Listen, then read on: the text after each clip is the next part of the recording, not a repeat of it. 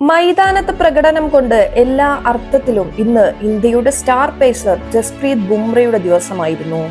14 ഓവറിൽ 27 റൺസ് മാത്രം വിട്ടുകൊടുത്ത് 5 വിക്കറ്റ് നേടിയ താരമാണ് പേരുകേട്ട സൗത്ത് ആഫ്രിക്കയുടെ ബാറ്റിംഗ് നിരയുടെ മുനയൊടിച്ചതും അവരെ ആദ്യ ഇന്നിംഗ്സിൽ വെറും 159 റൺസിൽ ഒതുക്കിയതും. മത്സരത്തിലെ 5 വിക്കറ്റ് നേട്ടത്തോടെ ഒട്ടേറെ റെക്കോർഡുകളും താരം സ്വന്തം പേരിലാക്കിയിരുന്നു. 17 വർഷത്തിനിടെ ഇന്ത്യയിൽ നടന്ന ഒരു റെഡ് ബോൾ മത്സരത്തിന്റെ ആദ്യ ദിനത്തിൽ കുറഞ്ഞത് 5 ബാറ്റ്സ്മാൻമാരെ പുറത്താക്കുന്ന ആദ്യ ഫാസ്റ്റ് ബൗളറായി മാറാൻ താരത്തിനായി.